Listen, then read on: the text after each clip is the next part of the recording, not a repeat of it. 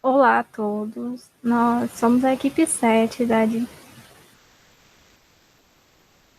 disciplina Administração de Sistemas de Informação, realizada sob orientação do professor Alanda e Severo Leite da Silva. A equipe é composta por mim, Ana Paloma, pelo Eliseu Fernandes e pela Maria Isabel, todos cursando o quinto semestre do curso de Administração na Universidade Federal do Cariri. Primeiramente, eu queria explicar que nossas câmeras vão ficar desligadas por conta da instabilidade da internet.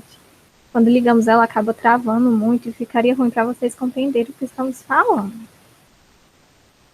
O intuito desse vídeo é mostrar e debater os resultados obtidos nas atividades práticas de pesquisa sobre a organização escolhida e foram realizadas ao decorrer desse semestre. Por conta da pandemia, nós ficamos impossibilitados de ir até a instituição para realizar a pesquisa de uma forma presencial. Portanto, toda a pesquisa foi feita de forma remota por meios online.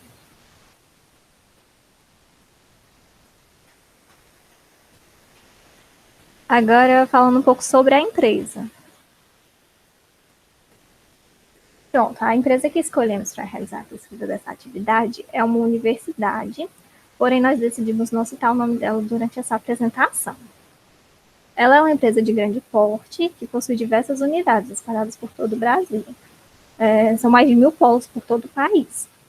Sobre o ramo de atividade, ela atua no ramo de serviços, promovendo o ensino, a pesquisa e a extensão pelo cultivo do saber nos domínios da filosofia, das ciências, das letras, das artes e das técnicas. Essa empresa ela tem como missão se constituir num centro de geração e difusão do saber, articulando as atividades de ensino, de pesquisa e extensão em consonância com as demandas da sociedade contemporânea e do mundo do trabalho. Essa organização ela busca respeitar a diversidade e cultivar a solidariedade, sempre visando formar os cidadãos qualificados e aptos para contribuir com o desenvolvimento socioeconômico do país. Agora, a estratégia da organização. Essa organização ela possui duas principais estratégias. A primeira é voltada para os custos baixos, que ela oferece cursos de graduação com valor abaixo do mercado, quando comparado com as outras instituições. E isso faz com que ela consiga atrair um número maior de alunos. A segunda estratégia utilizada é a eficácia operacional. Eles operam com um quadro de funcionários menor, com processos reduzidos e mais simples, o que faz com que suas atividades sejam feitas de uma forma muito mais ágil. Agora, entrando realmente no assunto que foi tratado durante a disciplina, eu vou falar um pouquinho sobre qual a importância dos sistemas de informação, principalmente para a educação, né, para a área em que a universidade, digamos, a pesquisa está inserida. Os sistemas de informação eles são extremamente importantes. Alguns podem ser usados para possibilitar uma interação entre a área administrativa e a área acadêmica. É graças a essa interação que eles conseguem ter um maior controle sobre os desperdícios, além de ter uma melhoria no processo de decisão, principalmente em relação a investimentos na área educacional. E toda essa interação faz com que haja uma melhoria na qualidade do serviço prestado.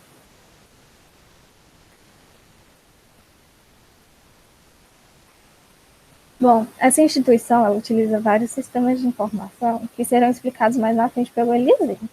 Agora eu vou falar um pouco sobre os dois principais sistemas utilizados na instituição. O primeiro deles é o Liceu, que é um sistema de gestão educacional.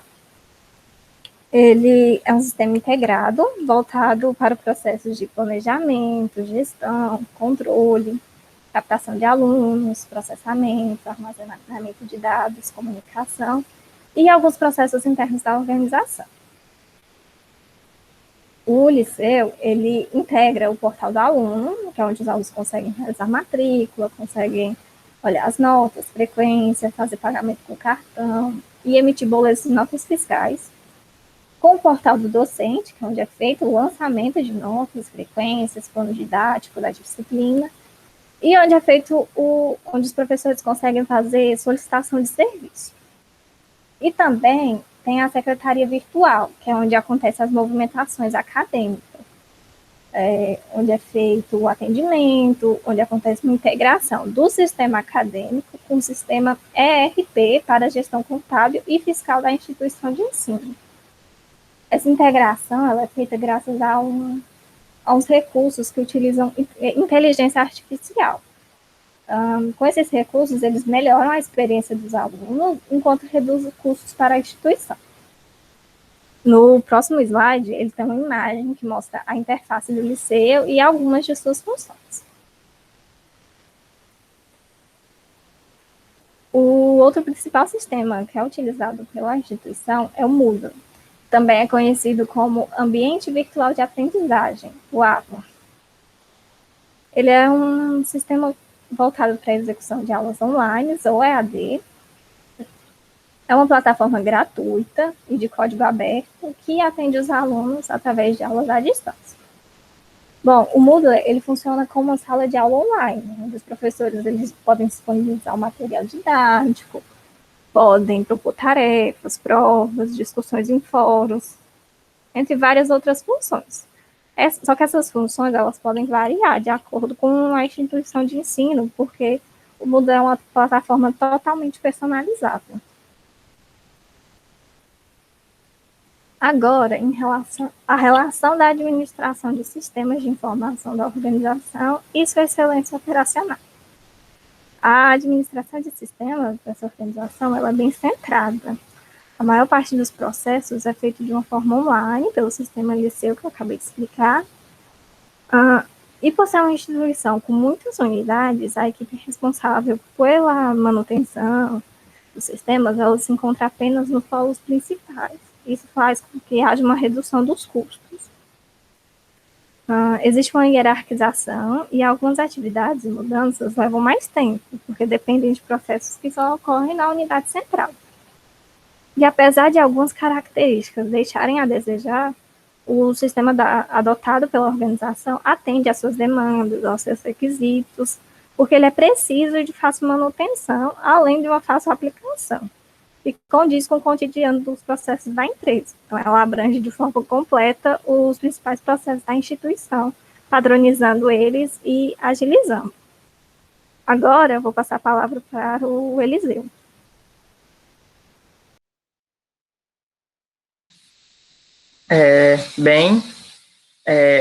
Dando continuidade à apresentação, eu me chamo Eliseu Fernandes e iremos tratar sobre o segundo módulo referente às atividades práticas, que diz respeito à solução de tecnologia e inovação destinada ao gerenciamento de dados da organização.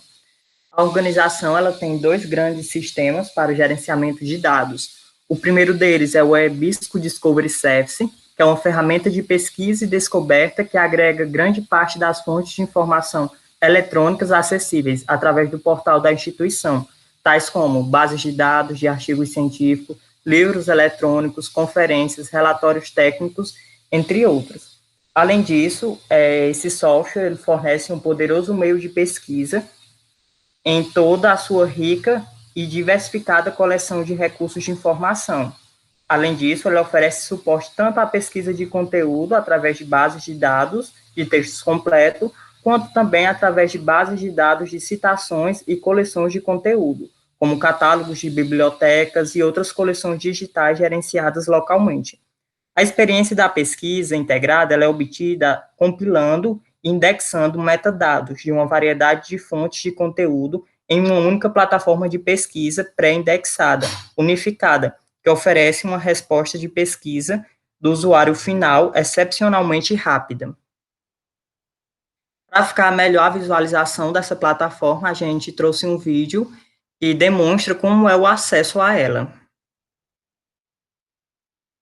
Busca básica no EBSCO Discovery Service. O EBSCO Discovery Service é uma ferramenta com a qual, através de uma única caixa de busca, o usuário pode acessar todos os recursos eletrônicos de sua instituição, bem como o catálogo da sua biblioteca ou todos os recursos eletrônicos aos quais você pode ter acesso. Para usá-lo, basta escrever na caixa de busca a palavra ou o tópico de seu interesse.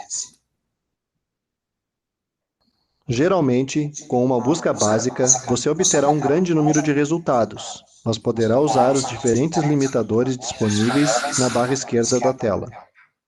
Os limitadores são catálogo, publicações arbitradas, texto completo, data de publicação, tipo de recurso, título da publicação, assunto, idioma, geografia, localização, coleção, editor e provedores de conteúdo. Quando precisar escolher mais de duas opções ou visualizar todas as categorias oferecidas, você deverá clicar no botão Mais para selecioná-las. Para consultar os detalhes de um documento, você pode clicar no seu título para chegar ao registro detalhado, onde encontrará outros elementos e palavras-chave para abordar de outra perspectiva a sua pesquisa. Se quiser ler o documento, você pode clicar no link que diz Texto completo em formato PDF, Texto completo em formato HTML, bem como Full Text Finder. Tenha em mente que a qualquer momento você pode clicar no link Ajuda para visualizar o sistema completo de ajuda. Para obter mais ajuda, visite o site help.ebsco.com e o site de treinamentos em português via Webex. Bem, o vídeo ele é um tutorial disponibilizado pela própria empresa responsável pelo software e está disponível nesse link abaixo. Busca básica no EBSCO Discovery Service. Bem, como instituições online, elas funcionam através de diversos sistemas, a instituição que a gente estudou e analisou, ela também tem outro sistema de dados principal, que é o Oracle Database. Ele é um sistema de capacitação de professores, monitores e alunos.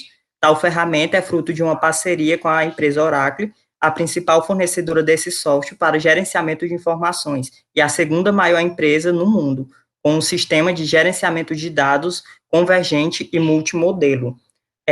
A Oracle Database, ela é uma solução de banco de dados em nuvem completa para data lakes, relatórios operacionais e processamento de dados em lote. A Oracle, ela usa o aprendizado de máquina para automatizar completamente todas as tarefas rotineiras do banco de dados, o que garante um maior desempenho, uma maior confiabilidade, segurança e eficiência operacional para os processos da instituição. A Oracle Database, ela é um banco de dados, ou seja, é uma coleção de dados tratadas como uma unidade. Seu objetivo geral é armazenar e recuperar informações relacionadas. O banco de dados, ele possui duas estruturas lógicas e estruturas físicas, das quais a gente pode observar na imagem. De um lado, a gente tem a estrutura lógica e do outro a física, perdão. E para ficar melhor compreendido, a gente vai explicar um pouco sobre cada um desses tópicos. O primeiro são os tablespace. Eles são um banco de dados dividido em unidades de armazenamento lógicas chamados de espaços de tabelas, que agrupam estruturas lógicas relacionadas. Esse termo ele não existe uma tradução direta para a nossa língua, mas ele basicamente designa uma subdivisão lógica de um banco de dados, onde um ou mais arquivos de dados eles são criados explicitamente para cada espaço da tabela, a fim de armazenar fisicamente os dados de todas as estruturas lógicas em um único espaço na tabela. Se for um espaço na tabela temporário, em vez de criar um arquivo de dados, o espaço da tabela terá um arquivo temporário. Um esquema é uma coleção de objetivos de dados, pertencentes a um único usuário de banco de dados. Os objetivos desse esquema são as estruturas lógicas, que se referem diretamente aos dados do banco de dados, certo? O segundo tópico, são os blocos de dados, que são no melhor nível de granularidade. Esses dados, eles são armazenados em blocos, e cada um desses blocos corresponde a um número específico de bytes de espaço físico do banco de dados no disco. Esses blocos de dados, eles correspondem a um número específico de bytes no espaço físico, como já mencionado, e possuem um tamanho de bloco de dados especificado para cada espaço na tabela, quando ele é criado. Um único banco de dados, ele usa e aloca espaço dos dados livres em blocos de dados através dessa plataforma da Oracle. A segunda subdivisão são as extensões. Uma extensão é um número específico de blocos de dados contígios, obtidos em uma única alocação, que são usados para armazenar um tipo específico de informação. E, por fim, nós temos os segmentos, que são o nível de armazenamento lógico do banco de dados acima de uma extensão, no qual é chamado segmento, e ele corresponde a um conjunto de extensões alocados para uma certa estrutura lógica. Além disso, esta imagem ela representa a arquitetura básica do Oracle Database. Ela é um pouco complexa, mas vou tentar esclarecer um pouco mais através da explicação dos principais pontos. Bem, o Oracle Database ele tem dois componentes principais. Um, que é o banco de dados, database, e a instância do banco de dados, que é o database instance. Um banco de dados ou database ele é composto pelos arquivos físicos que existem em disco. Esses arquivos eles existem independente da instância. Um exemplo desses arquivos são os data files, onde ficam armazenadas as tabelas e índices. Já a instância, ela corresponde a um conjunto de estruturas de memória e os processos que rodam no servidor. Eles ficam na memória RAM e no processador, no CPU. Essa instância ela pode existir independente dos arquivos do banco de dados. A primeira estrutura é o PGA, que corresponde a um programa global área, que é uma estrutura de memória não compartilhada, ou seja, as informações contidas ali, elas são exclusivas do processo que iniciou essa memória, seja um background ou um serviço de processos. O segundo ponto é o SGA, que é um sistema global área. Ela é uma estrutura de memória compartilhada. Ela é compartilhada entre todos os backgrounds e os servidores dos processos. Essa memória, ela contém dados e informações de controle para a instância, e ela é subdividida em outras partes menores, como esse primeiro ponto, onde ele armazena as cópias dos dados recentes para acelerar o acesso a esses dados e evitar, assim, o acesso ao disco. O segundo ponto, ele registra todas as alterações no banco. O background processo, LGWR, escreve o conteúdo desse buff para o online head log file. E, por fim, a gente tem o terceiro ponto, que tem, novamente, outras subdivisões. A primeira, ela armazena o código recém-executado já com parse, e a segunda, ela armazena as definições como as de tabela e as de índice. Ela é um pouco complexa, mas dá para a gente ter uma ideia geral de como funciona essa arquitetura. Ela tem um controle geral, ela tem uma estrutura geral e tem várias subdivisões, cada uma com um objetivo e logicamente, um resultado diferente. Ainda sobre esse banco de dados, ele pode ser visto com duas perspectivas diferentes. Uma perspectiva física, que é a dos arquivos físicos que estão no disco, e a perspectiva lógica, que seria os dados lógicos, como as tabelas. Essas estruturas, elas compõem o lado físico do banco de dados, e seriam os data files, que armazenam todos os dados lógicos do banco, como tabelas e índice.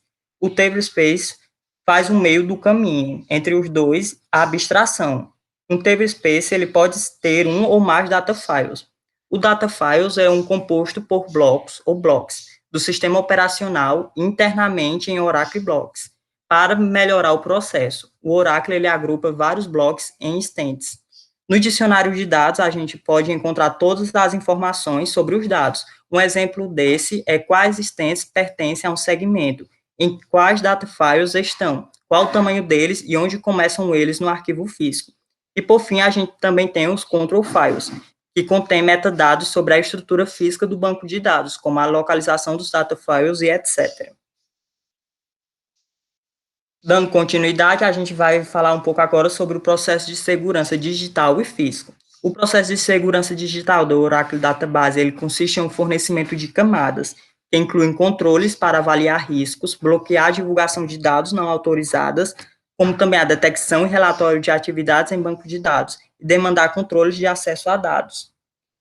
Além disso, esse sistema ele conta com recursos que envolvem opções como migração de espaço de tabela online e offline, e prevê atualizações para que os bugs críticos do sistema operacional e vulnerabilidades de segurança eles possam ser corrigidos sem ocasionar interrupções nesse banco de dados.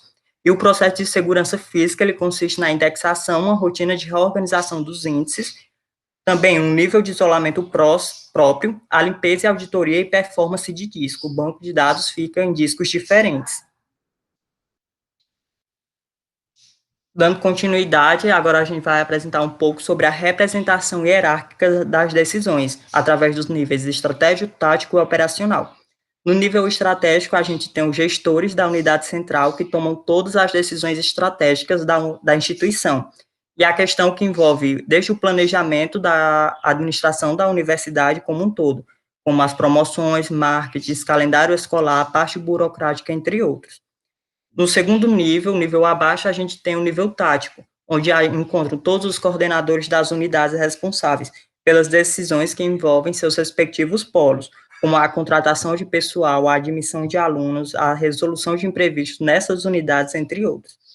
E, por fim, no nível operacional, a gente tem os demais funcionários, que são professores responsáveis pelas aulas, a equipe de limpeza, estagiários para os processos rotineiros e técnicos das atividades específicas, como informática, laboratórios, entre outros.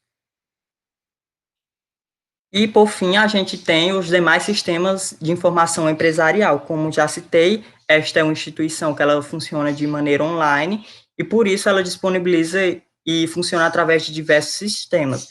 Outro sistema que a instituição utiliza é o Pérgamo, que eu acredito que muitos aqui já conheçam, porque ele também é utilizado pela nossa universidade e consiste em um software de gerenciamento de centros de informação, no qual provém inovação, qualidade e excelência na prestação de serviços das bibliotecas para alunos e professores da instituição. E, além disso, disponibiliza também de outros softwares de auxílio, como o Arcade, que é um suporte ao trabalho criativo e livre do arquiteto. Esse software foi desenvolvido pela Grapsoft, uma empresa húngara. E essa sigla, ela corresponde à modelagem de informação da construção, que é uma tecnologia que permite criar modelos virtuais da construção. Assim, esse software ele permite criar a edificação em um modelo 3D. Qualquer alteração também implica na atualização automática do projeto 2D. Ou seja, enquanto instituição que funciona dessa maneira online, a mesma ela disponibiliza de diversos sistemas justamente para o apoio tanto a alunos, quanto professores, quanto os funcionários, o que, como já citado anteriormente, ele agiliza os processos e promove uma maior eficiência organizacional. Para dar continuidade à nossa apresentação, agora eu convido a Maria Isabel.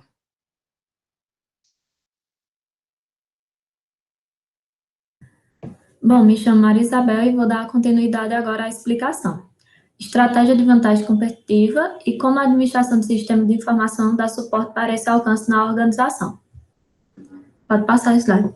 A organização tem a sua principal estratégia competitiva na liderança de custo, ofertando assim cursos de graduação custo-benefício, o que torna mais acessível de forma a contemplar uma maior parcela no mercado.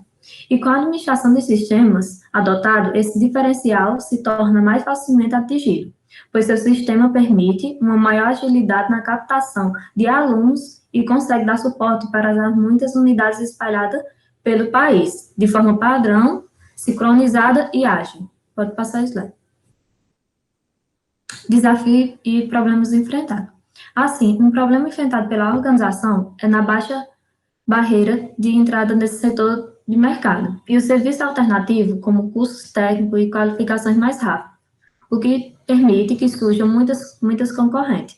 Além disso, outras instituições também dispõem de sistemas modernos para dar suporte aos alunos e colaboradores, o que torna mais forte a concorrência em virtude da ampla variedade de opções disponíveis no mercado, se tornando um desafio para a organização estudada, na qual precisará estar sempre atenta às evoluções tecnológicas e continuamente se atualizando sempre.